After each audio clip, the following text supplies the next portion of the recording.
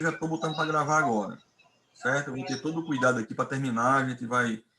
Só vou sair daqui, só vou desligar o computador quando tiver o arquivo guardadinho, testado em um local aqui do meu computador. Tá certo? Pronto. Pode ficar à vontade. Isso aí que vocês colocaram foi fundamental, viu? Podem, considerações assim, fiquem à vontade aí que a gente vai agradecer aí. Muito bem. Então vamos para a gente começar, como eu estava falando, com o pé direito, né? Vamos fazer uma recapitulação aqui, breve, do que a gente conversou na última oportunidade. Deixa eu minimizar isso aqui para o ladinho aqui. Pronto. Então a gente está discutindo sobre o abdômen agudo, né? A gente já destacou para vocês que assim, o ponto fundamental da questão do abdômen agudo realmente é a avaliação clínica, ou seja, uma anamnese e um exame físico bem conduzidos, né? Nós falamos um pouco sobre o que é o abdômen agudo, né? Que é uma síndrome dolorosa, né? Um quadro, uma síndrome álgica, tá? Que o ponto fundamental é dor abdominal, né? Que vai exigir ou um tratamento clínico ou cirúrgico, que tem que ser feito o mais breve possível, para que se evite a progressão da doença, que vai levando o quê? Um agravamento progressivo do quadro desse paciente. Então, assim, um abdômen agudo, se ele não tiver adequadamente tratado, ele não vai melhorar. Ele só vai melhorar quando você realmente age na causa daquele quadro lá, certo?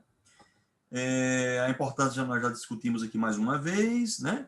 As formas de apresentação da dor abdominal. A gente discutiu aqui que dor abdominal é uma forma de comunicação, é uma língua, né? Então, nós vimos que existem alguns tipos de dialetos, né, desse idioma.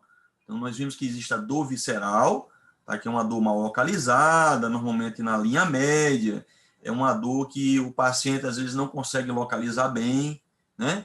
E que é uma dor que vai e vem, uma dor covarde, ela não é uma dor contínua. Uma característica bem de destaque da dor visceral é essa característica de ir e vir. Esse quadro de dor, né, visceral, ele também não desencadeia abdômen tábua.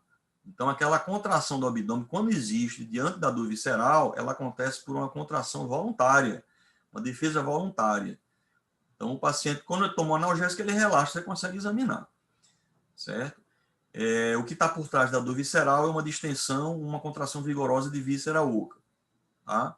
Dor somática. Então, a dor somática é uma dor epicrítica, é uma dor bem localizada. O paciente é capaz de apontar com o dedo exatamente o local onde está doendo. Tá? Esse tipo de dor que está por trás dele é o quê? Uma inflamação do peritônio parietal.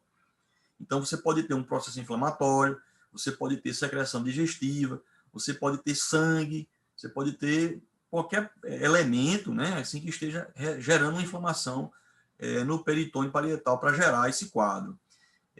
A gente sabe que secreção digestiva e inflamação, secreção purulenta, eles irritam muito o peritônio, né? Então, nesses casos, especialmente nesses casos, é mais comum a gente encontrar o abdômen tábua, aquela contração que é involuntária. O paciente ele pode estar ali medicado, com analgésico, né? Mas não vai relaxar, tá certo? Ali é uma contração involuntária que não relaxa de forma alguma. Só se você fizer realmente um relaxante muscular para fazer o relaxamento daquela musculatura lá. Então, normalmente, você não consegue diminuir essa tensão da parede abdominal nesses casos. Uma característica da dor epicrítica, da dor somática, é que ela é uma dor constante. Ela não é uma dor que vai e vem. Ela é uma dor que fica lá o tempo todo. Quando você faz o analgésico, pode melhorar, mas ela não passa completamente. Se houver uma grande recuperação da dor, depois do uso do analgésico, a gente, de um jeito ou de outro, tem que examinar o paciente. E se ele estiver com peritonite, quer dizer, com irritação peritoneal, a gente vai encontrar ainda sinais de irritação peritoneal, apesar de ter sido feito ali um analgésico.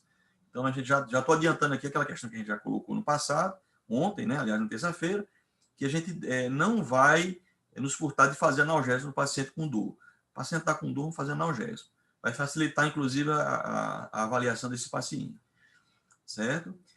Existe um outro tipo de dor também, que é a dor referida, quer dizer, uma dor mista, uma dor híbrida, e o que está por trás dela, normalmente, é uma distensão também, nesse ponto ela é parecida com a dor visceral, Só que ao invés de ela ser igual à dor visceral na sua interpretação consciente, quer dizer, de ser uma dor mal localizada, uma dor vaga, assim como a dor visceral, há uma diferença. Então, no caso da dor referida, ela é percebida de uma forma diferente e normalmente ela segue um padrão.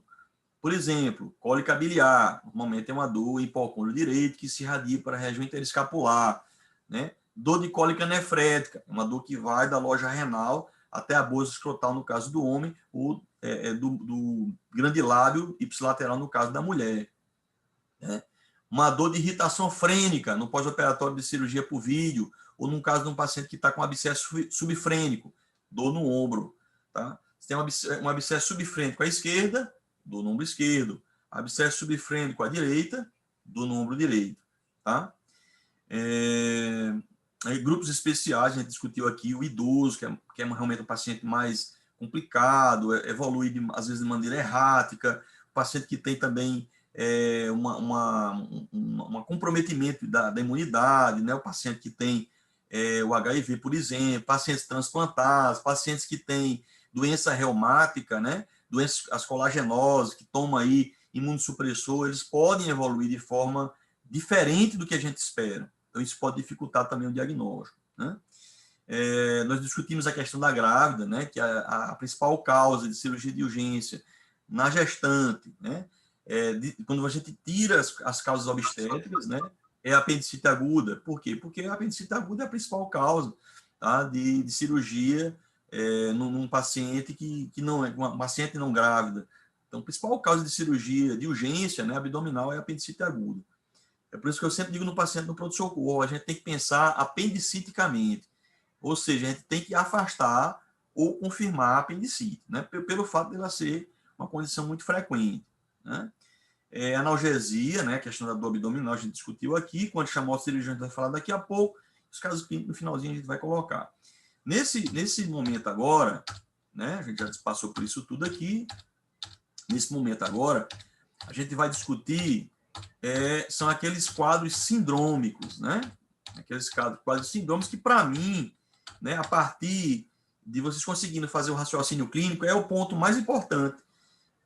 O objetivo maior dessa aula é fazer vocês pensarem, tá? Fazer com que vocês, a partir de uma anamnese, um exame físico, vocês tenham uma condição de fazer uma hipótese diagnóstica que vai dar condições de você elencar, né, o exame complementar, se for o caso, mais indicado, e a partir daí você tem um diagnóstico específico. Então, esse quadro aqui seria o que, basicamente, vocês vão precisar na avaliação, que é o mesmo que vocês vão precisar na vida profissional de vocês, tá certo? Algumas questões específicas, importantes da gente avaliar na anamnese, a gente discutiu aqui também os tipos de dores, tá? A caracterização da dor, que é uma coisa fundamental a gente fazer, né? Que a dor é subjetiva, mas a gente precisa explorar, né? Ver a intensidade, ver o padrão dela com o passar do tempo, entender que o paciente apresenta um quadro muitas vezes dinâmico, né? Que ele tem um quadro que agora está de um jeito, amanhã está de outro, né? Agora está de um jeito, à tarde, à noite já está com uma outra condição, né? Aqui a questão da analgesia, que a gente discutiu também, exames complementares, a gente vai dar um enfoque maior a partir desse momento agora, certo? Vamos dar, né, a laparoscopia, que é um método também diagnóstico, um método mais invasivo, né? A gente não vai estar indicando para todo mundo, né? Muito bem. Então, assim, agora a gente vai começar essa segunda parte aqui, que é o quê? Dar os elementos fundamentais para que vocês tenham a capacidade, né, de estabelecer o diagnóstico sindrômico, né? Esse aqui é o ponto principal dessa aula, tá? Então, a gente vai, para fazer esse diagnóstico sindrômico, vamos nos amparar em alguns pontos fundamentais, para a gente fazer esse raciocínio aí, tá? Seria características da dor, que a gente vai colher, né, isso ao longo da própria anamnese, tá? O quadro geral, até o comportamento do paciente, né? Se ele vai estar muito inquieto, se ele vai estar paradinho lá no lugar dele. A gente viu isso também, né? Paciente inquieto normalmente está com uma dor visceral. Aí procura uma posição empiricamente que lhe dê conforto.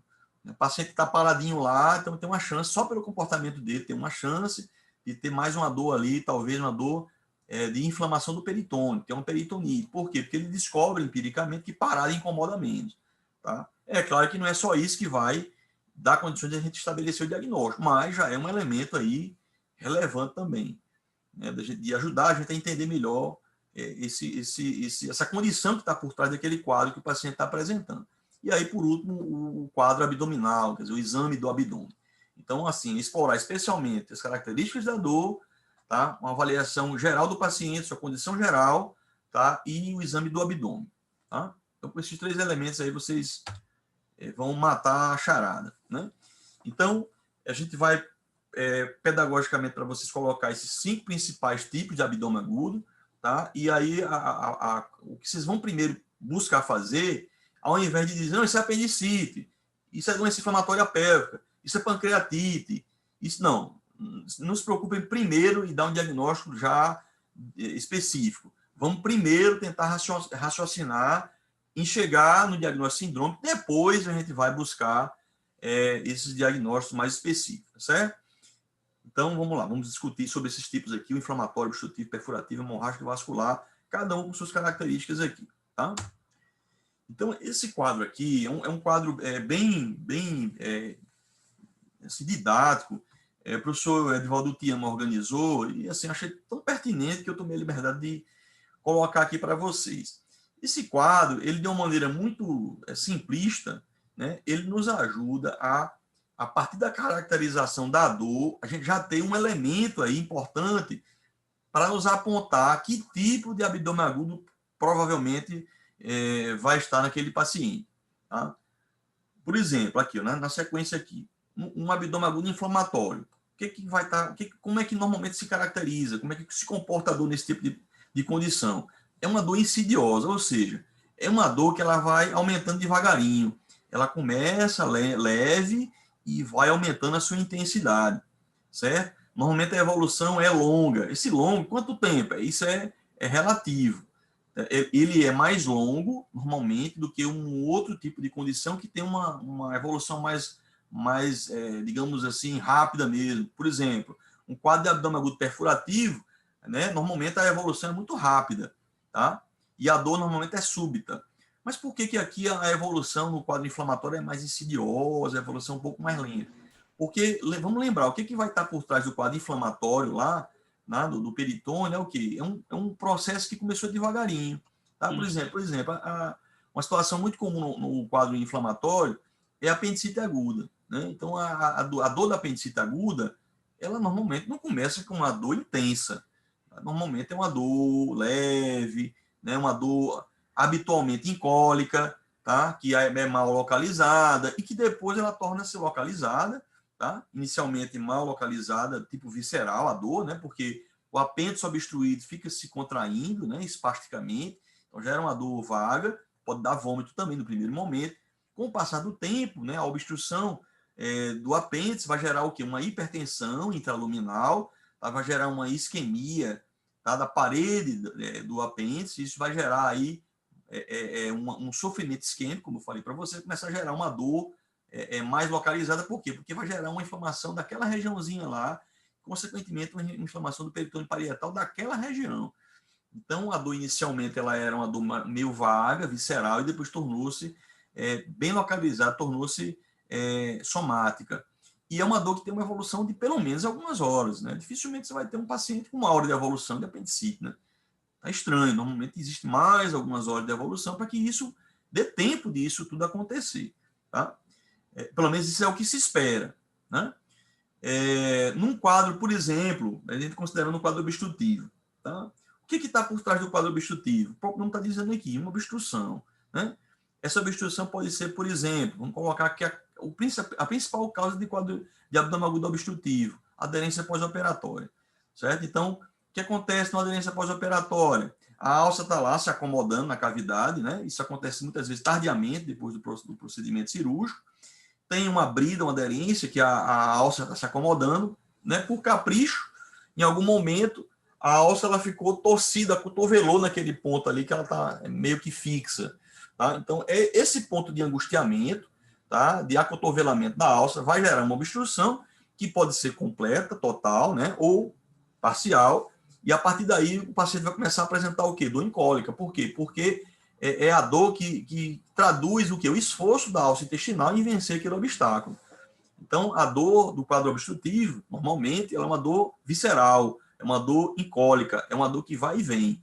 Tá? E essa evolução é variável. Por quê? Porque varia de acordo com o tipo de obstrução. Se a obstrução for completa, diante de um volvo de sigmoide, por exemplo, tá? Uma torção do mesentério ali, do mesosigmoide, e o sigmoide faz uma torção, essa obstrução é uma obstrução aguda. Então, esse quadro tem uma evolução mais rápida. Em poucas horas o paciente já está muito comprometido. Tá?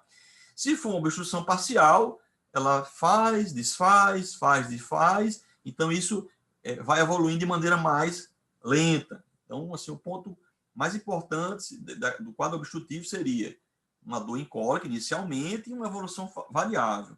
É claro que, com o passar do tempo, né, o quadro vai evoluindo, né, vai agravando, e se for uma obstrução completa, esse quadro de dor incólica, ele vai dar lugar ao quê? A um quadro inflamatório ou até um quadro perfurativo. Tá? Por quê? Porque aquela obstrução, se for completa, vai gerar uma hipertensão dentro da luz ali do segmento de Delgado, por exemplo, de colo, tá? Vai gerar uma inflamação naquela região ali, que vai se, por contiguidade, atingir o peritônio parietal, que pode até evoluir para perfuração. Então, assim, é por isso que eu falei para vocês que é dinâmico. Então, o quadro de abdômen agudo obstrutivo ou inflamatório que seja, no início é de um jeito. Passado alguns dias, se for o caso, já vai mudar. Tá? É por isso que é importante a gente conhecer a evolução do quadro e não avaliar o paciente essencialmente naquele momento que eu estou vendo ele. Eu preciso resgatar a história da doença, resgatar a evolução para que eu possa ter um diagnóstico mais bem feito, mais seguro. Né? No quadro perfurativo, qual é o elemento fundamental que está por trás dele? Como já está dizendo, é uma perfuração. Tá? Então, se eu estou diante de uma perfuração gastrointestinal, o que vai acontecer? A secreção digestiva, o biliar, ela vai cair na cavidade peritoneal, vai banhar o peritônio parietal e vai gerar aí um processo inflamatório químico inicialmente. Então, e é uma coisa rápida. Então, no momento que há uma perfuração, você tem uma dor súbita, que traduz o quê? Aquele momento exato onde a secreção digestiva caiu ali e entrou em contato direto com o peritônio parietal. Normalmente a evolução curta. Por quê? Porque realmente a dor é muito acentuada, tá? E esse quadro que inicialmente é químico, rapidamente ele vai evoluindo para ser purulento, tá? Porque vai contaminar, uma secreção contaminada, que vai evoluir para um quadro inflamatório. Se nada for feito, o paciente vai piorando progressivamente, pode evoluir para óbito, né? Mas o quadro fundamental do quadro perfurativo seriam essas características aqui da dor. Quadro hemorrágico, né? O próprio nome está dizendo aqui. O que está por trás do quadro hemorrágico? Um sangramento intraabdominal. Tá? Então, esse sangramento intraabdominal, para ele acontecer, o que está por trás dele? Por exemplo, uma prenese ectópica rota. Tá? Você tem um concepto ali na tuba uterina, bem vascularizado ali, rompeu, o que acontece? Sangramento profuso. Então, no momento que rompe, cai sangue na cavidade, gera uma dor que é súbita, tá? E a evolução também é curta. Tá? Mas aí como é que eu vou diferenciar um do outro? Aí você vai ter que ver o caso concreto. Né? É uma mulher com história de atraso menstrual, então já estou mais inclinado a pensar que é um quadro de abdômen agudo hemorrágico. Né? Então, é um paciente fumante, é um paciente alcoólatra que chega com tem um histórico de dor epigástrica de longa data e que chega com um quadro de dor súbita abdominal, né, um abdômen tábua, é uma úlcera perfurada, certamente, uma úlcera perfurada. Então, assim, a história vai ter que estar sendo feita de forma aliada aí com o exame físico, tá certo? E a evolução é curta, por quê? Porque esse sangramento, às vezes é um sangramento de maior monta, e aí o paciente pode evoluir, que muitas vezes acaba evoluindo, para um choque hipovolêmico. Então, é por isso que ele evolui de forma grave logo. Embora haja uma inflamação do peritônio parietal também pela presença do sangue na cavidade, quando a gente compara a intensidade da peritonite no quadro hemorrágico, ele é bem menor do que a intensidade da irritação peritoneal no quadro perfurativo. Ou seja, no quadro hemorrágico, eu não vou ter normalmente um abdômen tábua. Eu vou ter uma irritação peritoneal difusa, a descompressão brusca dolorosa vai ser difusa, até uma percussão pode ser bastante dolorosa, tá? Mas normalmente ele não vai ter aquela contratura, não. Por quê? Porque o sangue ele irrita bem menos o peritônio parietal. Você pode ter até um abdômen ali, se for muito sangramento, você pode ter até um piparote ali, de tanto sangue na cavidade, tá? Já no perfurativo, normalmente o paciente evolui com uma contratura mesmo, porque a irritação é muito grande, certo? E no último caso, né, um quadro vascular, que é um quadro basicamente isquêmico, tá? Então você tem um evento isquêmico, pode ser trombótico, pode ser embólico, tá? Você vai ter uma dor súbita, que é a isquemia daquele segmento, por exemplo, da alça intestinal, tá? Que foi ocluído, vai evoluir rapidamente aí, com uma necrose, né? Com a gangrena depois desse segmento, perfuração. Então, por isso que esses quadros aqui, eles evoluem de uma forma mais rápida.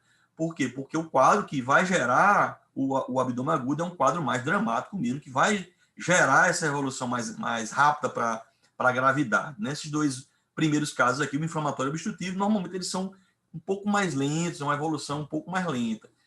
No quadro obstrutivo, se for uma obstrução completa, né, abrupta, por exemplo, como a hernia carcerada, a hernia carcerada também justifica aí o quadro obstrutivo.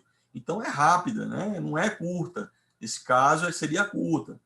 Mas se for um quadro, de repente, por uma aderência, que o paciente pode evoluir até com dias, né, evoluindo com dor, com vômito, aí já é um quadro que vai evoluir de maneira mais longa. Mas assim, salvo as variações para cada situação concreta, esse quadro aqui ele vai nos ajudar de maneira muito clara, assim, baseado na dor e na característica da dor e na evolução da dor, a gente já dá uma inclinada de enquadramento nesses tipos principais. É claro que não vai ser só isso, a gente vai explorar outros pontos aqui. Tá?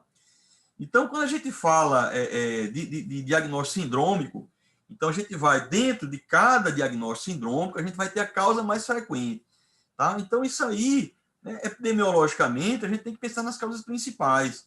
Tá? Se eu estou com um paciente com um quadro obstrutivo, né, eu preciso primeiro imaginar e afastar, né, ou confirmar que isso não é uma aderência pós-operatória. Né?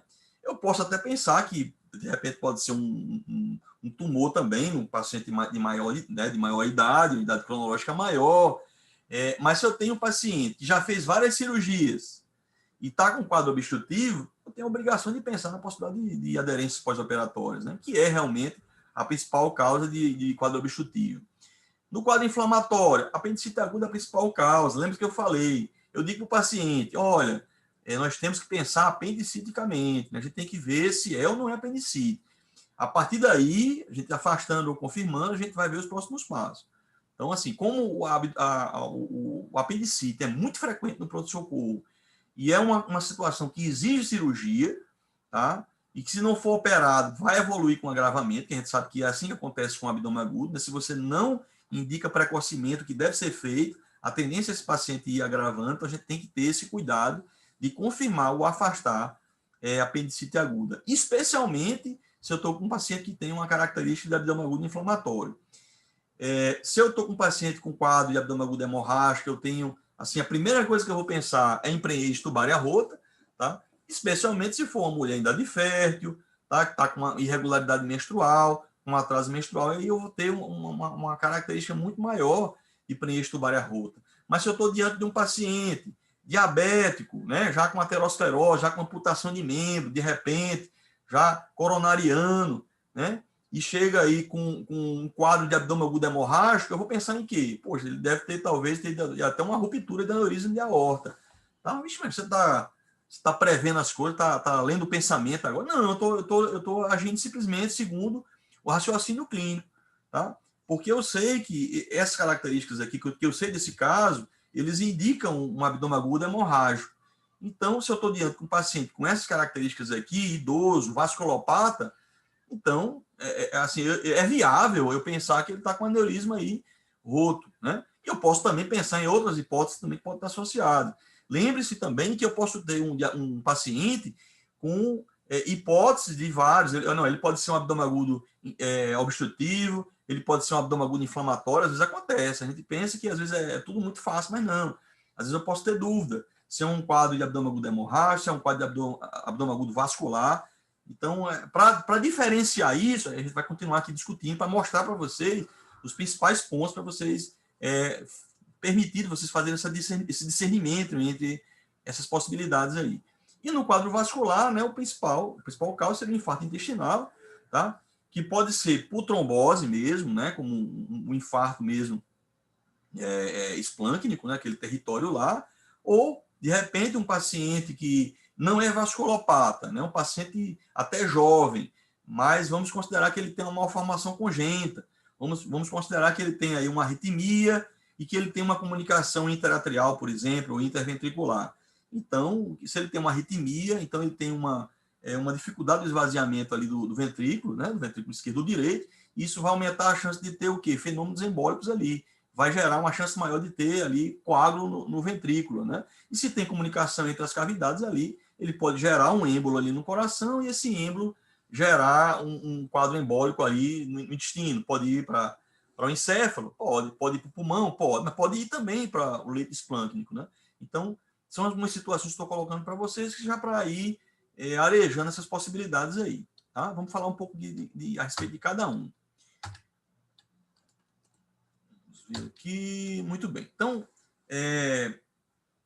vocês vão observar, já vou adiantar para vocês aqui, que o quadro geral do paciente, ele também nos ajuda muito a compreender a gravidade. Quando o paciente está com um quadro assim, que tem uma gravidade de fato, então você observa queda de estado geral, desidratação, taquicardia, às vezes rebaixamento de consciência, às vezes febre, né? Então, assim, quando o quadro é mais inicial, esses sinais e sintomas que eu falei que estão aqui colocados, eles, quando acontecem, eles são de menor intensidade, tá? Então, uma queda do estado geral, uma febre, uma taquicardia, desidratação, hipotensão, para acontecer em qualquer tipo desses casos que eu falei para vocês, habitualmente o paciente já evoluiu, ele já teve aí algum tempo de evolução, né? E já está numa apresentação mais grave. No início, esses sinais e sintomas eles são menos intensos,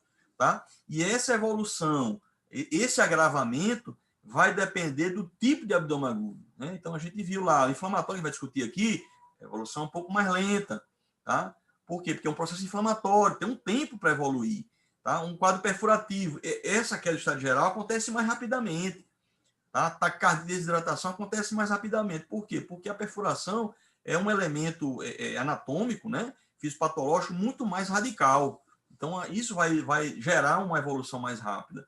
Então, assim, guardem esse quadro geral, que ele é mais ou menos muito parecido em todos os tipos aqui, que eles vão dar uma ideia para a gente da gravidade do paciente. Se ele está numa fase mais inicial, desse quadro de abdômen agudo, ou se ele já está numa fase mais tardia, tá? E, de um modo geral, com mais tardio a gente está avaliando o paciente, menos tempo a gente tem de definir o diagnóstico e definir também a terapêutica, porque a gente sabe que cada tipo de abdômen agudo vai ter, de acordo com a sua etiologia, uma abordagem específica, tá?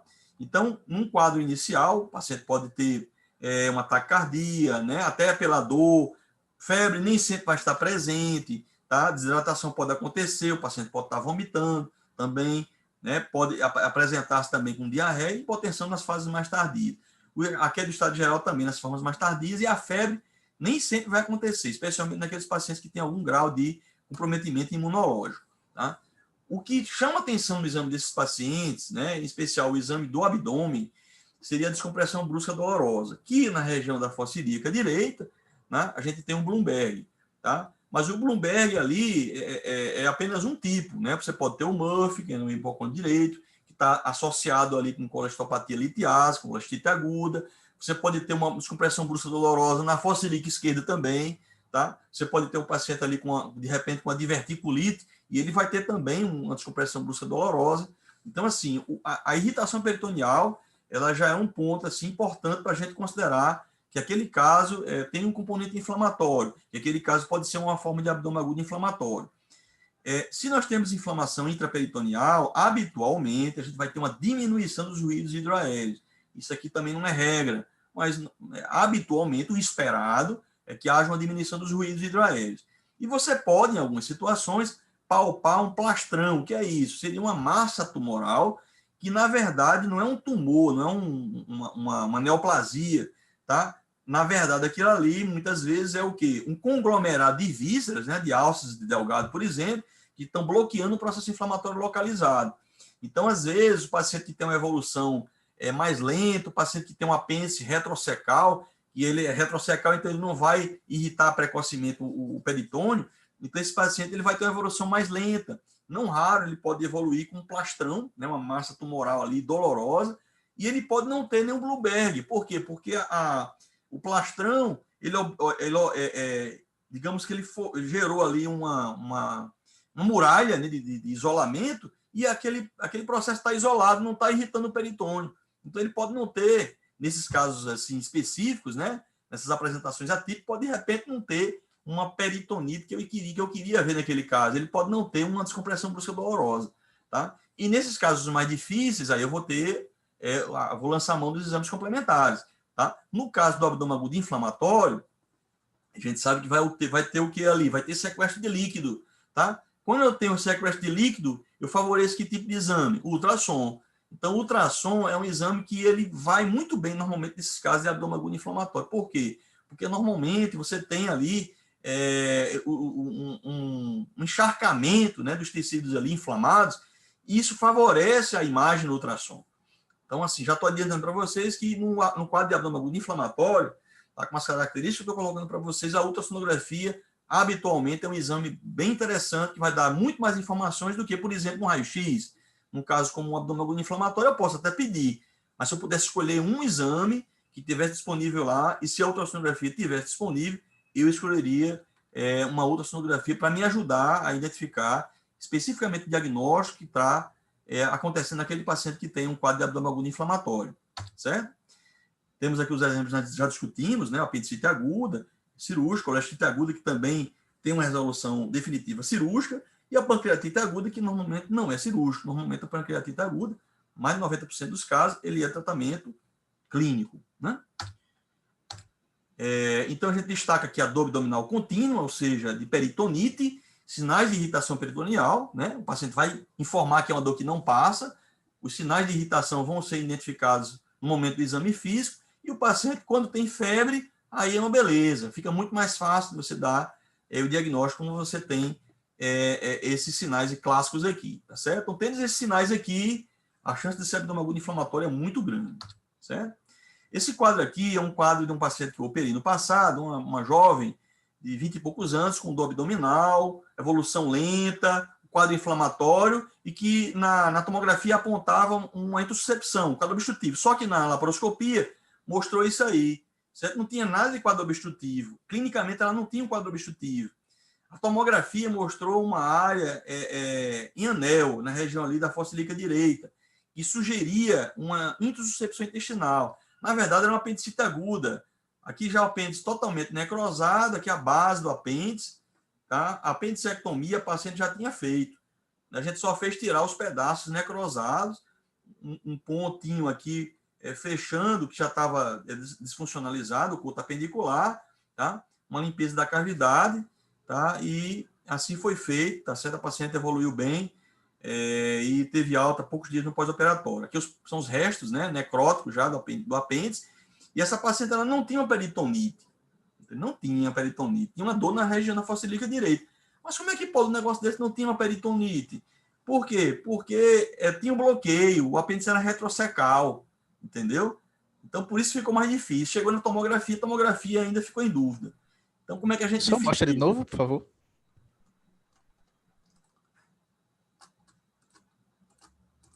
Deixa eu ver aqui, só um segundo. Ó. Então, ela tinha líquido livre aqui, tá certo? Mas não tinha peritonite difusa, não, certo? Aqui já era um transudato, mas não era pus, não. Tá? A cavidade estava sem pus, mas quando a gente foi soltando aqui, ó, tá vendo? Isso aqui é o quê? Ali na goteira parietocólica direita, tá? Na regiãozinha final do seco. Você vê que aqui tem o finalzinho da tênia. É onde deveria existir o apêndice, né? Então, como tinha um bloqueio, aqui o seco está voltado, rebatido para a esquerda. Outra parte do seco está aqui para cima também, tá certo? Aqui me parece, na verdade, que é o delgado, que é o ilho terminal, desculpe. E aqui é o seco. Aí aqui a gente está fazendo só uma ligadurazinha para evitar que aqui formasse uma fístula. Porque às vezes fica aberto isso aqui, pode ficar drenando secreção fecalóide para a cavidade, né? Então, foi feita a limpeza local e retirada da peça numa bolsa. Essa bolsa, por sinal, vocês vão ver por aí sendo usada, fui eu que patenteei essa bolsa. Né? Essa bolsinha a gente coloca na cavidade, depois eu posso mostrar como é que a gente tira puxando pelo fio. Né? Posso passar para diante? Professor, só uma dúvida. Uhum. Que situações a gente vai ter abdômen agudo inflamatório além da apendicite? Além da apendicite, pronto. Então, a colestite aguda, nas principais causas também, tá? A diverticulite também pode ser uma causa de abdômen agudo inflamatório, tá? Uma outra condição que pode ser, que eu até coloquei para vocês também, é a pancreatite, né? A pancreatite também é um abdômen agudo, né? É inflamatório também, mas não é cirúrgico normalmente. A pancreatite, normalmente, ela tem tratamento clínico. Nas formas graves, com necrose, aí você pode indicar uma drenagem percutânea, a necrosectomia também, né? Aí vai, depende da situação. Mas nem sempre um abdômen agudo inflamatório ele é cirúrgico. Normalmente ele é, mas nem sempre. No caso da pancreatite aguda, ele não é necessariamente cirúrgico. Tá certo? Você pode até piorar o quadro se você intervir com a pancreatite aguda. Que normalmente ela resolve clinicamente. Tá certo, Obrigado, pessoal? professor. Certo. Vamos lá. Então, quadro obstrutivo, né? Aquela mesma situação que eu vou ler para vocês aqui, ó, queda de estado geral, febre, taquicardia, desidratação, hipotensão. Para o paciente com quadro obstrutivo, ter isso aqui já é uma forma tardia, tá? Na fase inicial, ele não está desse jeito, não. Mas à medida que vai evoluindo, ele vai tendo uma queda de estado geral, vai se comprometendo. Se o paciente está com quadro obstrutivo e evolui com febre, isso não é um bom sinal, certo? Porque normalmente o quadro obstrutivo, por si só, não gera febre. Se tem febre, então aparentemente já complicou. E o que pode ter acontecido? Já pode ser uma isquemia, né, na parede intestinal, daquele segmento que está obstruído, né? Pode ser uma perfuração, né? Já pode estar acontecendo ali um abscesso bloqueado, tá? E em algumas situações pode ser uma translocação bacteriana. Então, a translocação, ela pode gerar também uma febre, mas via de regra, paciente com quadro obstrutivo, evolução arrastada, que depois começa a apresentar febre, opa, vamos ver direitinho aí que parece que ele está complicando. Normalmente ele não evolui com febre. Certo? Taquicardia nas formas mais avançadas, né? Lembrar que a taquicardia, ela pode acontecer até pela dor, né? Então, a dor, ela pode dar uma palidez, a dor, ela pode dar taquicardia, né? Então, quando você tem uma falência hemodinâmica, você tem taquicardia, você tem palidez, mas normalmente você tem hipotensão, né? Você tem rebaixamento de nível de consciência, né? Se for o caso, sondando o paciente, tem uma diminuição aí também do débito urinário. Então, cuidado para também a gente não confundir essas apresentações, né? Então, o que a gente vai observar normalmente nesses pacientes quando a gente vai examinar o abdômen? Distensão abdominal, né? Porque vai estar obstruído, né? O que se espera é que tenha algum grau de distensão. Ela pode ser maior ou menor de acordo com a intensidade do quadro obstrutivo. Se for parcial, é menor, se for total, essa obstrução é mais acentuada. Vai ter um desconforto abdominal. O que é esse desconforto abdominal? É a dor visceral, é aquela dor mal localizada. Onde é que está incomodando? É aqui, ó, é aqui. Ó. É um incômodo geral. Às vezes o paciente não consegue dizer exatamente onde é que está incomodando. E quando você vai examinar, ele não tem irritação peritoneal, né? Uma distensão, tem hipertimpanismo ali, uma dor mal localizada, é um quadro de dor incólica mesmo, que está evoluindo de forma arrastada, e normalmente os ruídos estão aumentados. Por quê? Porque ele não está lutando contra um obstáculo, então o que se espera é que os ruídos estejam aumentados. Certo? Então, isso aqui seria uma apresentação clássica de livro, né? No paciente que tem um quadro obstrutivo, certo? Então, aqui, dos principais casos aqui, né? O principal seria realmente a aderência pós-operatória. As hérnias a gente não pode deixar de considerar, por isso que é importante nesses pacientes, né? Avaliar os sítios mais comuns de hérnia, região umbilical, né? Região inguinal, região crural, né? Cirurgias prévias, né? De repente ali pode ter uma hérnia incisional, que pode estar gerando a dor. Normalmente o paciente ele se queixa de dor naquele local, né? Mas é bom examinar também, conversar com o paciente e examinar, que você pode identificar só no exame físico que está provocando o quadro de abdômen agudo do paciente, né? Neoplasias, especialmente em pacientes de maior faixa etária, né? O volvo também, quando acontece, é mais em em pacientes de maior faixa etária. A intussuscepção seria telescopagem intestinal. O que é isso, afinal de contas? É quando uma parte do intestino ela vai entrando na outra. Tá? A parte proximal do intestino ela vai entrando no segmento distal. Então, fica uma alça dentro da outra. Isso acaba gerando uma obstrução. Isso é mais comum em crianças, certo? É menos comum em adulto. Mas, eventualmente, pode acontecer, mas é bem menos comum no adulto. E era o que a tomografia mostrava no caso daquela moça que eu falei para vocês lá. Não tinha nada de obstrução na clínica dela. O que ela tinha, realmente, ela não tinha vômito, ela não tinha parada de eliminação de gases e flatos, ela estava evacuando. Assim, clinicamente, ela não tinha nada de obstrução, mas a tomografia apontou que era. Então, a gente recebeu esse resultado com uma certa dúvida. Realmente não batia com a clínica, né? E realmente não tinha nada a ver com obstrução. Era um quadro realmente inflamatório, né? Bolo de Askes, né, mais histórico do que algo que a gente vê nos dias de hoje. Tá? Então, o que eu vou ter classicamente no quadro obstrutivo? Vômito, né? Dor incólica, aquela dor que vai e vem, né? Que a gente já discutiu várias vezes aqui, a distensão abdominal e a parada da eliminação de gases e fezes. Se o paciente tem esses 4 itens aqui, com certeza ele tem um quadro obstrutivo, certo? Dificilmente ele vai ter tudo isso aqui e não vai ser obstrutivo. Então, é claro que a gente vai ter que ver a história e tal, mas isso aqui já aponta fortemente para um quadro de agudo obstrutivo, certo? Nós avaliamos o paciente no pronto-socorro e ela tinha uma história de tumor retal, tá? Tinha feito uma cirurgia e tinha abandonado o tratamento. Depois ela voltou, um tempo depois, com um quadro de distensão abdominal, como se fosse realmente uma obstrução completa, né? Tinha o toque retal, tumor, e aqui é o seco, um seco quase que rompendo, né? Já bem distendido, já que descerosou aqui, e aqui uma massa tumoral entre as alças intestinais, uma área aqui brancacenta, né? Bem rígida. Então a gente fez o que aqui, né? Descomprimiu, né, as alças intestinais e fez uma liberação do cólon esquerdo sigmoide e fez uma colostomia, né? Uma colostomia em alça de sigmoide. A gente não fez aqui uma grande cirurgia para ela. A gente entrou por laparoscopia e fez uma simples desobstrução, né? Naquele momento, né? Descomprimiu, fez uma ostomia em alça. Ela melhorou a condição geral para fazer um tratamento neoadjuvante para poder fazer a cirurgia radical. E depois, inclusive, eu até encontrei no shopping. Ela e o filho dela estava muito bem, graças a Deus.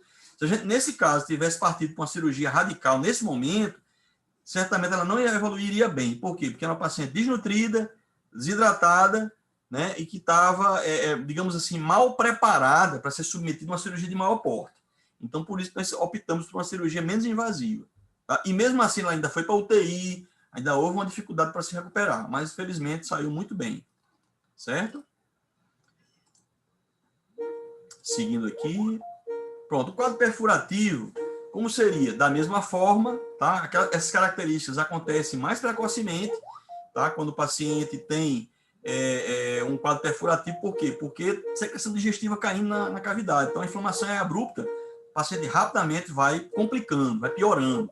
Então, o abdômen tábua vai acontecer, por quê? Porque há uma irritação muito grande, a contratura da musculatura, tá? Os ruídos hidraérgicos estão em silêncio, normalmente. A inflamação peritoneal, ela gera isso, ela gera um silêncio abdominal, tá? Um timpanismo, tá? Que vai estar perceptível, inclusive onde nós deveríamos ter a maciez do fígado. Então, faça percussão nos 4 quadrantes. Se eu na região aqui do hipocôndrio direito, na região do fígado, eu encontro um hipertimpanismo, opa, tá errado. Aqui era para ter maciez. Tá? Então, o que está acontecendo aqui? Será que não é gás que está aqui agora, está ocupando essa região do fígado e está gerando essa característica acústica aqui de timpanismo? Então, pode ser isso.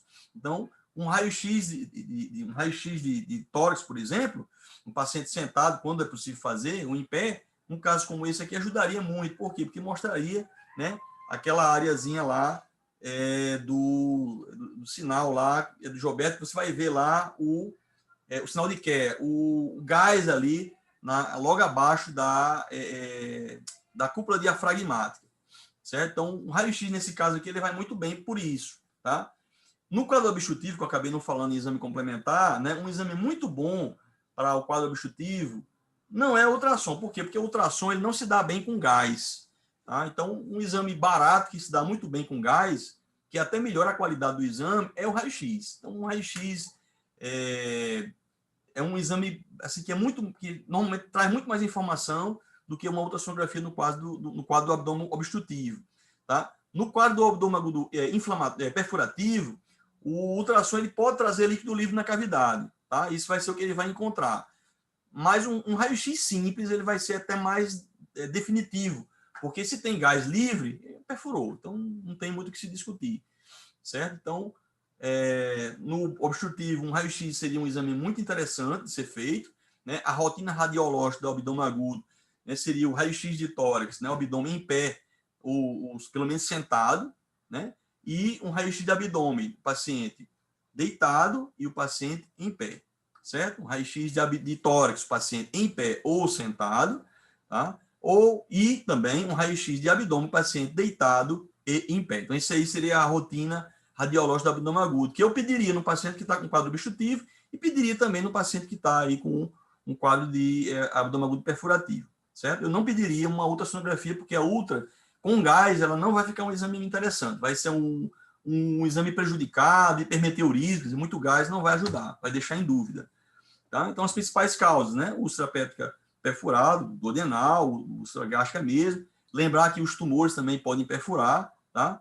E lesões de ácido delgado não são tão comuns, né? Para acontecer isso, ou foi uma perfuração por curvo estranho, né? O paciente engoliu um palito, por exemplo, né? O paciente engoliu, isso é descrito, né? Engoliu uma agulha, né?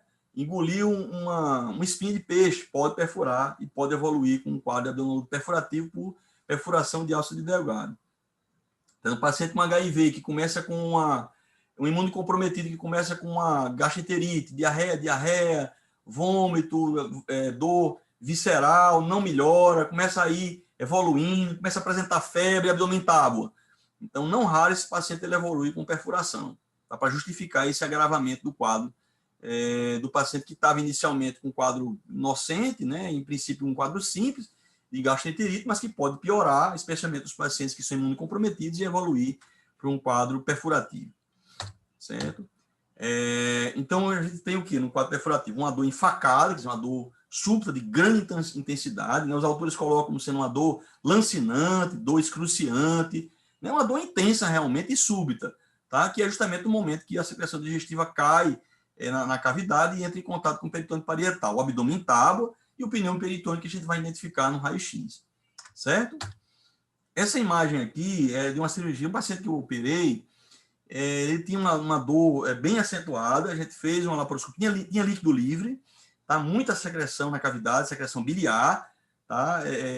Muitas aderências inflamatórias ali, tá certo? E a gente foi soltando gentilmente essas aderências, né? Soltando devagarinho. O que ele tinha?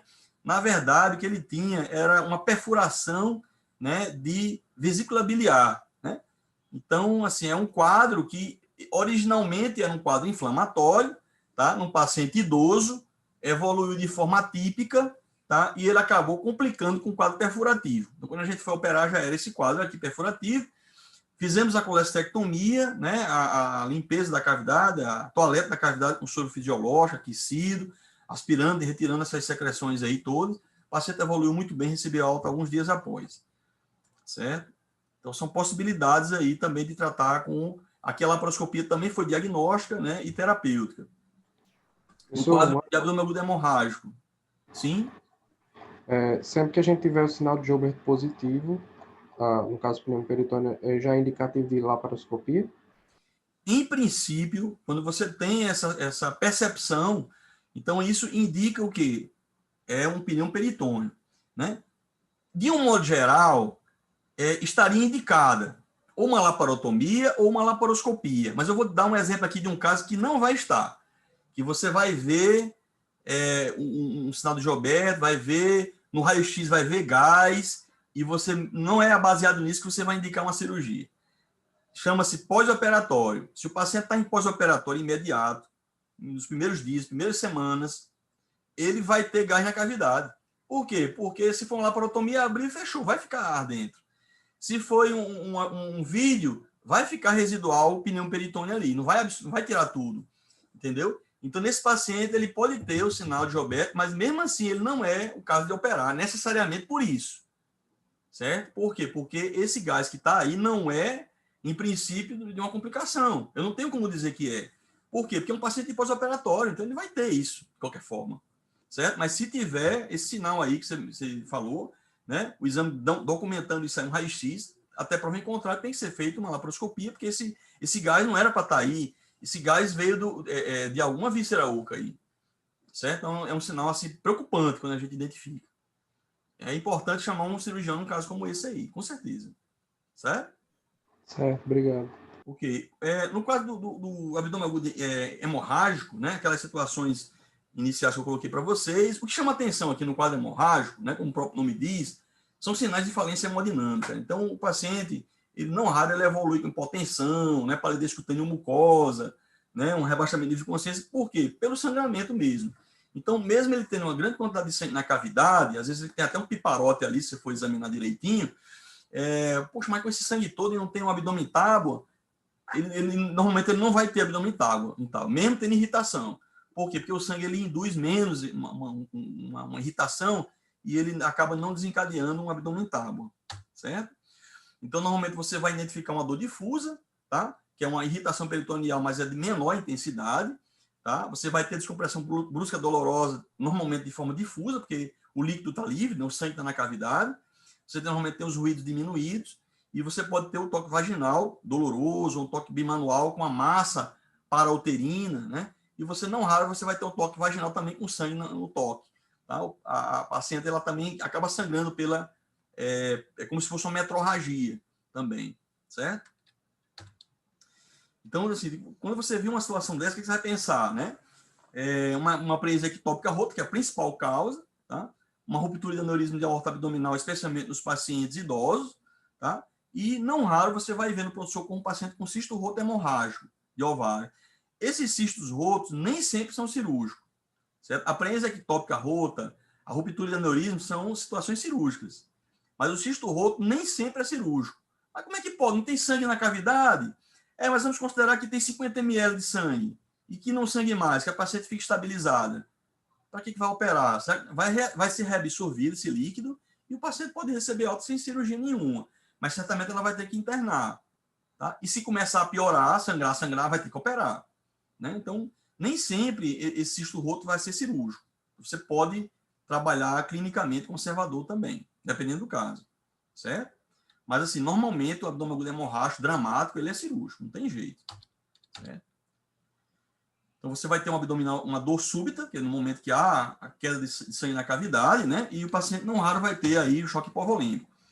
Aí, uma paciente que tem um cisto roto hemorrágico, tem sangue na cavidade, o ultrassom já mostrava isso, tem vários coágulos, estava evoluindo de forma arrastada, hemodinamicamente estável, né? Deu para a gente fazer uma laparoscopia, não tinha hipotensão, tá? E aqui a gente tem um grande cisto ovariano, o cisto é isso aqui, tudinho, e o ovário normal é esse aqui, essa partezinha aqui, o resto é tudo cisto. Então foi feita uma higienização da cavidade, né? Melhor dizendo, uma toalete, e feita uma oforoplastia, tirou o cisto, manteve o ovário direitinho lá e o paciente saiu bem com preservação da função ovariana. Então, é uma possibilidade. É claro que se ela tivesse hipotensa, chocada, não tinha como fazer a laparoscopia. Mas quando a gente pode fazer, a gente faz. Certo? E o quadro vascular, que seria o último caso, né? Você tem, da mesma forma, né, todos aqueles quadros assim, que apontam para um comprometimento do estado geral do paciente, e essa evolução normalmente acontece também de forma rápida. Por quê? Porque normalmente o que está por trás do quadro vascular é um quadro isquêmico. Se ele for uma embolia, né, uma trombose mesmo, para valer, então, se você não fizer nada, o paciente vai evoluir com necrose daquele segmento que está com isquemia e com gangrena. Vai perfurar, vai evoluir com peritonite difusa e vai morrer. Então, normalmente são pacientes que têm vasculopatia. O principal ponto que vai chamar a atenção de vocês, quando você suspeita, será que não é um abdômen vascular?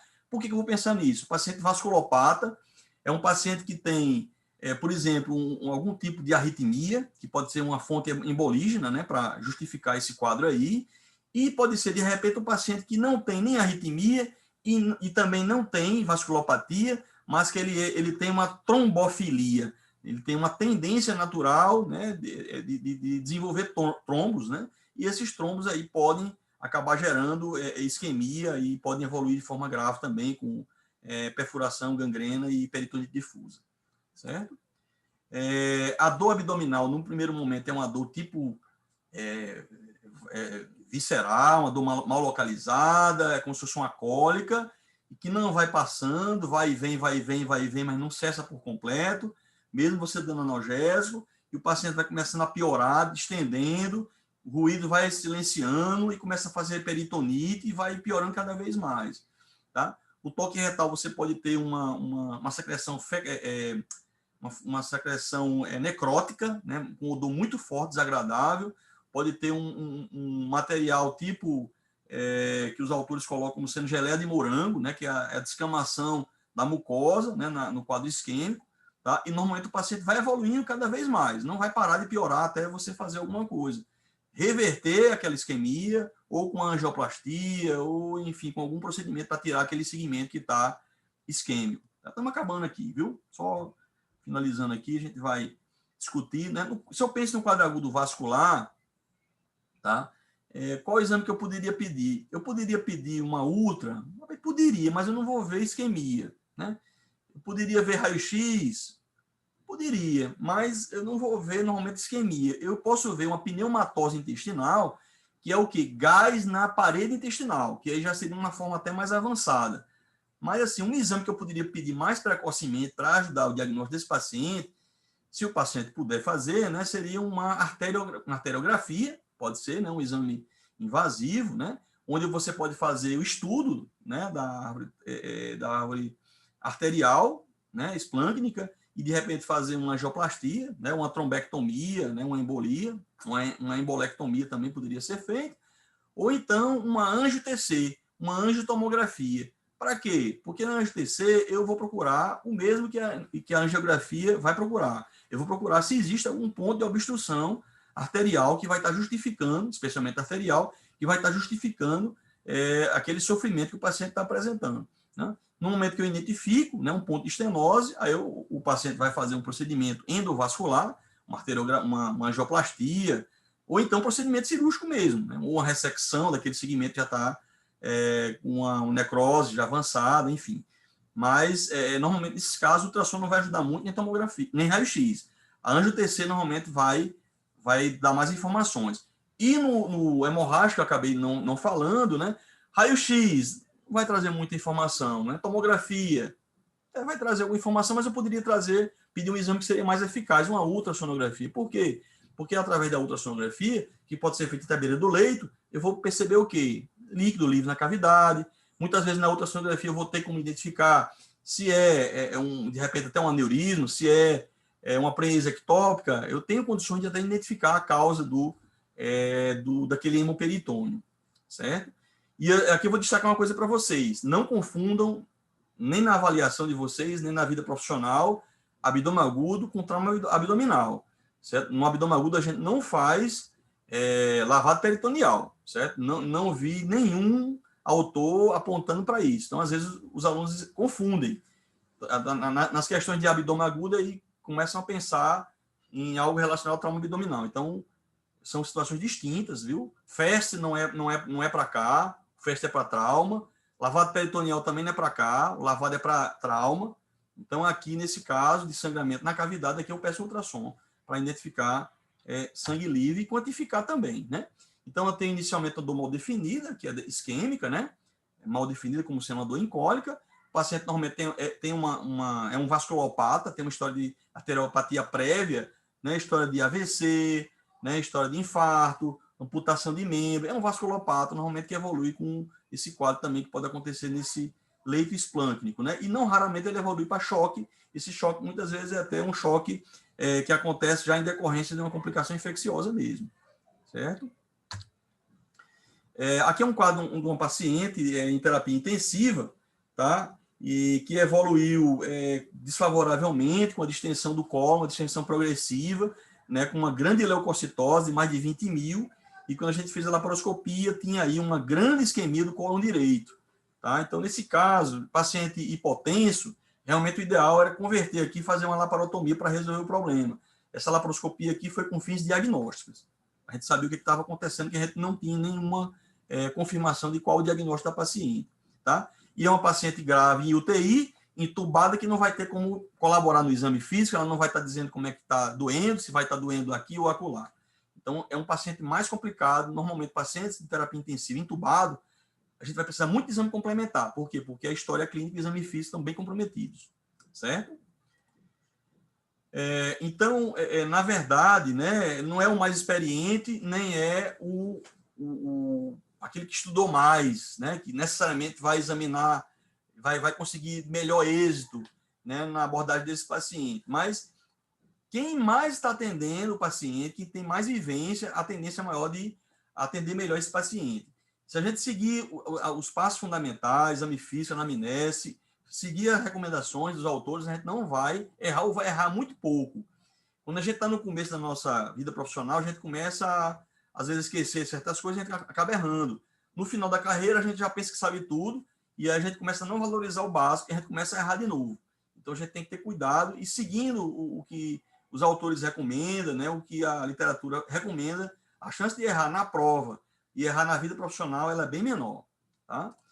Então, algumas situações vão exigir uma opinião do cirurgião, certo? Logo de cara, se você identificar isso aqui, vamos pedir uma opinião, porque tá estranho esse caso. Então, peritonite, eu vou pedir a opinião do cirurgião, por quê? Porque é frequente ter peritonite e precisar de uma cirurgia. Então, eu vou avaliar o paciente, estabilizar ali, pedir uma avaliação do colega da cirurgia para opinar também, né? Uma distensão abdominal progressiva, tá distendendo, não melhora, tá com dieta zero, não melhora, tá com sonda nasogástrica, não melhora, piorando, eu preciso de uma opinião. Normalmente, eu tenho uma refratariedade ao tratamento clínico, eu peço uma opinião do cirurgião, tá? Que é o próximo item aqui, né, que eu coloquei, certo? Se você tem dúvida na avaliação do paciente, é um paciente complicado porque é um paciente que está na terapia intensiva, é um paciente neurológico, é um paciente da ventilação mecânica, estou com dificuldade, estou com dificuldade mesmo de fazer o exame físico mesmo, uma questão minha pessoal, é chamar um colega para discutir o caso, não tem nenhum problema. O que eu não posso é dizer uma coisa que eu não tenho certeza e retardar a solicitação de uma avaliação de um colega, né? E diante da opinião peritônica, que a gente discutiu aqui, o colega até colocou também, né? Então já seria também uma situação na qual a opinião do cirurgião ela é muito bem-vinda, porque normalmente esse paciente ele vai ter que ir para uma cirurgia, tá? Agora, cuidado, o paciente em pós-operatório imediato ele vai ter pneu peritônio e não é por isso que ele vai ter que operar de novo. Esse pneu peritônio pode ser simplesmente porque está com a arte ficou na cavidade, certo? Vou colocar aqui rapidamente algumas situações, tá? Nesses próximos minutinhos aqui, 10 minutinhos no máximo, tá?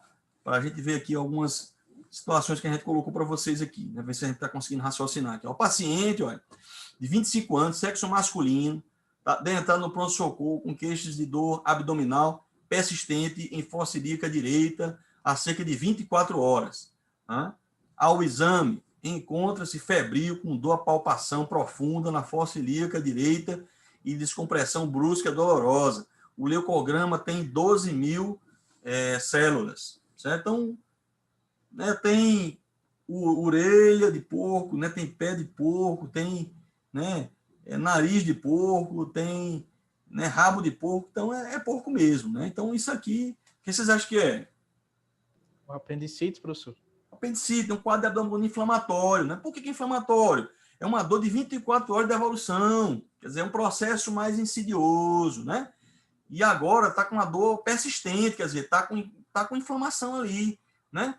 E para nossa alegria, né, está na fossa ilíaca direita. Fica mais fácil, né? Porque a esquerda não tem o apêndice, a direita já tem o apêndice, tá? Se fosse na fossa ilíaca direita esse mesmo caso, eu pensaria em uma diverticulite, certo? Embora fosse um paciente muito jovem, não é comum diverticulite nesses pacientes mais jovens, mas pode acontecer, tá? E pode ser também uma apendicite atípica, né? Com a ponta do apêndice na região ali da fossa ilíaca esquerda.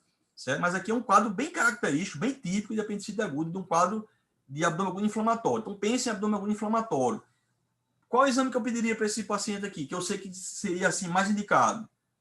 O que vocês acham? Tomografiazinha? Professor, eu pediria uma tomografia. Aham. Mas o senhor falou que pode ser um ultrassom, né? Excelente, não está errado, não está errado. Mas uma ultrassonografia à beira do leito ajudaria. Por que você está falando em ultrassom e não tomografia? Porque esse quadro é um quadro, provavelmente um quadro inflamatório, né? E a ultrassonografia, hoje em dia, é um recurso que eu tenho como fazer ali do lado, né?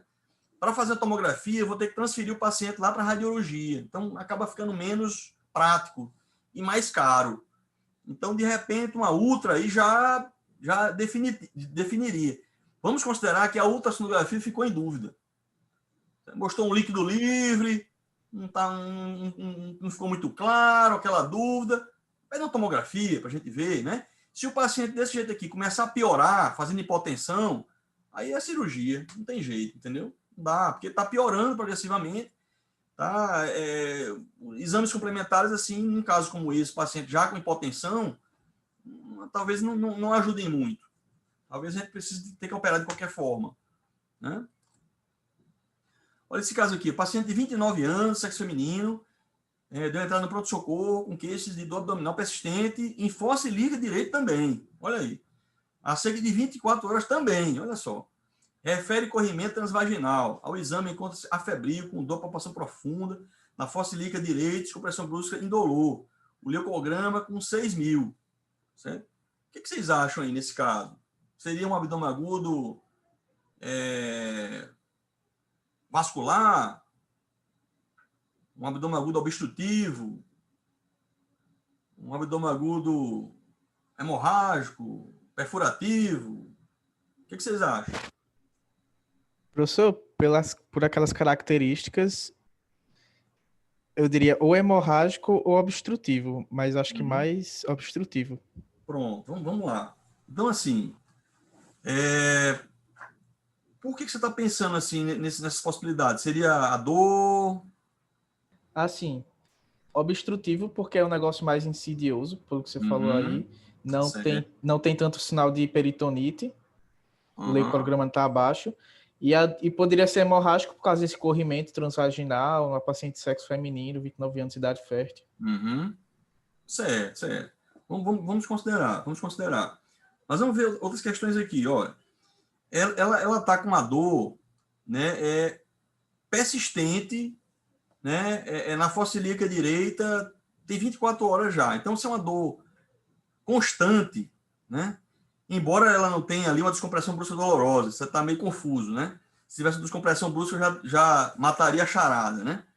Mas uma dor constante, né? Será que não seria um quadro inflamatório? Não tá febril. Se tivesse febril, seria mais fácil, realmente, né? Quando eu encontro o paciente com corrimento transvaginal, então, assim, isso é uma característica que chama muito a atenção para a possibilidade de doença inflamatória pélvica, certo? Então, aqui foi uma dicasinha que eu botei aqui no meio do caso. Então, se vocês têm um paciente com uma queixa de corrimento transvaginal, então vocês olham, será que não é uma doença inflamatória pélvica? A doença inflamatória pélvica, ela confunde muito com apendicite, né? Já vi casos de você operar pensando que apendicite não é. E a doença inflamatória pélvica. Confunde muito. E às vezes, quando faz ultrassonografia, vê a tubuterina lá distendida, né? Uma imagem tubular, parará, e você pensa que é uma apendicite. Quando você vai ver lá é a tuba, né? A tuba inflamada. E não era apendicite, né? Então, assim, é um quadro que pode também, a gente pode discutir, de repente pode também ter, a gente tem que ter, na verdade, outras hipóteses também, mas, assim, não desconsidere a possibilidade, num caso como esse, de ser um quadro inflamatório também, tá certo? Que uma ultrassonografia iria nos ajudar, ajuda muito a discernir entre uma doença inflamatória pélvica ou uma apendicite, uma outra condição assim, um abscesso tubovariano, um quadro vascular menos comum nessa paciente, jovem, né? Um quadro hemorrágico, eu me inclinaria mais a pensar se ela tivesse aqui, por exemplo, algum sinal de comprometimento hemodinâmico, certo? Se ela tivesse com hipotensão, né, com muita palidez cutânea mucosa, se ela tivesse algum componente assim hemodinâmico, eu até pensaria mais em ser algo nesse sentido aí, um atraso menstrual, ou mesmo um sangramento transvaginal, né, que não fosse um corrimento, mas se fosse um sangramento transvaginal, metrorragia mesmo, então poderia ser também um quadro hemorrágico, né? Mas, assim, é discutível, né? A gente está colocando aqui para discutir, né? Não é para necessariamente ser o que eu estou dizendo, não, tá? Paciente de 23 anos, sexo feminino, deu entrada no pronto-socorro com queixa do abdominal súbita, em baixo ventre há cerca de 8 horas. Então, um quadro agudo, tem poucas horas de evolução, né? E ela está dizendo aqui, né, voto de castidade e tal, tá afebril, hipocorada, né, 3 para 4 cruzes, taquicárdica, com dor, palpação profunda e hipogasto. Então, nesse caso aqui, quando fala em voto de castidade, então a gente já fica meio em dúvida, né? Será que a questão da prenhez aí eu posso considerar mesmo? Pode e deve considerar, certo? Por quê? Porque é uma mulher em idade fértil, né? É uma mulher em idade fértil que está com quadro de dor abdominal, né? Com sinais aí, certamente, de algum grau de comprometimento hemodinâmico, então pode ser uma prenhez ectópica. Não, mas ela é religiosa e tal, mas assim, realmente, pelo protocolo, a gente não pode deixar de pensar na possibilidade de uma prenhez ectópica, né, de um quadro de abdômen agudo hemorrágico mesmo. Então, uma ultrassonografia também, nesse caso, seria interessante. Um raio-x, também não acho que iria ajudar tanto. Um quadro vascular também não creio que fosse a primeira hipótese, num caso como esse, a gente pensar logo de cara, de imediato, né? Talvez se fosse uma paciente que faz uso de anticoncepcional, né? E já teve trombose venosa profunda, né, e que vem com um quadro desse aqui, de repente, a gente poderia considerar uma chance maior de ser também um quadro embólico aí, mas esse quadro aqui, assim, a gente poderia pensar, né, em um quadro, pela intensidade, pela rapidez, né, em um quadro hemorrágico, tá? Um quadro perfurativo, né, também não estaria de todo errado, né? Costela abdominal súbita, do baixo ventre, mais ou menos 8 horas, pouco tempo de evolução, tá? Febril, hipocorata, taquicárdica, dor, palpação profunda e hipogástrico. Até poderia ser também um quadro perfurativo, mas normalmente perfurativo seria um abdômen tábua, né? Seria uma apresentação assim mais dramática, né?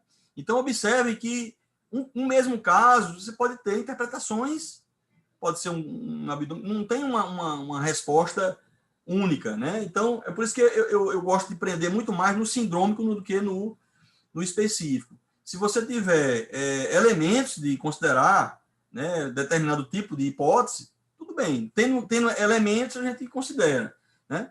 E pensando aqui num quadro, se eu fosse pensar num quadro de perfurativo, né, eu pediria um raio-x, né? Para ver se não teria um pneu peritônio. Mas como eu estou pensando assim mais em ser algo hemorrágico, eu pediria mesmo a ultra, sabe? Para ver se não teria sangue líquido na cavidade. Certamente deve ter um teste de gravidez também, apesar do que ela diz aí na história, mas pediria também um beta-HCG, com certeza, né? Certo? Esse caso aqui, olha, 75 anos, masculino, internado na UTI, 10 dias por arritmia, passado de AVC, sedado, em ventilação mecânica, tem aí umas 12 horas de evolução com distensão abdominal e ausência de ruídos hidroaéreos. Uma leucocitose já de 30 mil. Então, assim, aí já tem o quê? Um paciente idoso, complicado, né? Que a gente não tem uma dificuldade de fazer a avaliação clínica dele, né? Já vasculopata, né? Com arritmia, evoluindo assim de forma muito pouco favorável. Então, no caso desse aqui, a gente realmente poderia pensar muito bem aí no quadro vascular.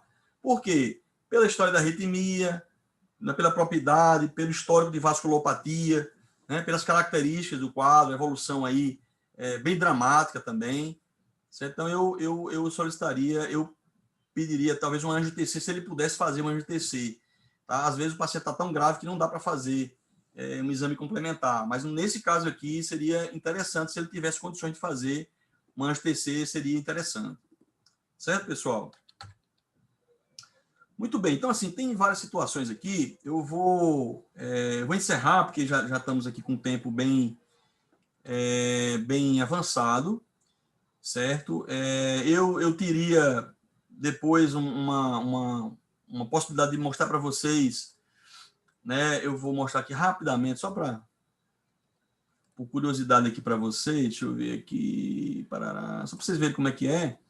Pronto, essa é a plataforma que eu queria depois discutir com vocês, onde a gente tem a capacidade de acordo com a aula, a gente pode escolher o caso, tá? Esse caso eu tinha colocado para a gente discutir, mas infelizmente não vai dar tempo.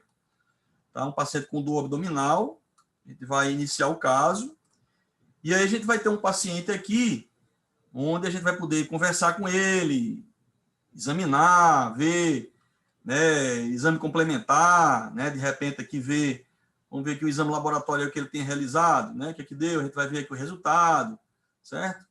Então, é possível discutir com o paciente, mas aí a gente vai Muito bom, professor. Gostei. Né, mas aqui a gente vai discutir mais na frente. Eu conversei com a representante de vocês, para a gente criar um grupinho, para a gente brincar um pouquinho com essa plataforma aqui, que eu posso colocar várias situações, tanto de trauma abdominal como de abdômen agudo também. Tá certo? Isso, a gente pode ver, né, professor, com os interessados para criar um grupo e articular. A gente faz. Tá certo? Vamos fazer assim? Tá ok, combinado. Eu falo no grupo da sala, aí quem tiver interessado, a gente cria um grupo no WhatsApp, porque pelo que eu entendi é uma plataforma de teste, né? Isso. O senhor tá testando isso para ver como é que se desenvolve, né? Exato, perfeito. Né? E aí a gente aproveita isso para reforçar esses pontos aí do conteúdo, né? Para vocês, né? São mais situações, a gente vai ter condições de discutir, né? Tá certo? Vamos combinar aqui com o paciente também. Pode ser assim? Pode ser? Olha aí, tá? Pronto, tá bom. Tá sem áudio aqui, porque eu tirei aqui o microfone dele, mas a gente faz depois. Tá certo, pessoal? Pois um abraço, então, viu? Tá certo, professor. Tudo bom. Obrigada, e aí, foi aqui ótima eu vou aula. ver essa questão aqui da gravação aqui, não se preocupem. Vou deixar no cantinho organizado aqui para disponibilizar depois para vocês. Tá certo? Tá bom, professor. Obrigada. Tchau, tchau. Até mais. Até mais. Tchau, tchau.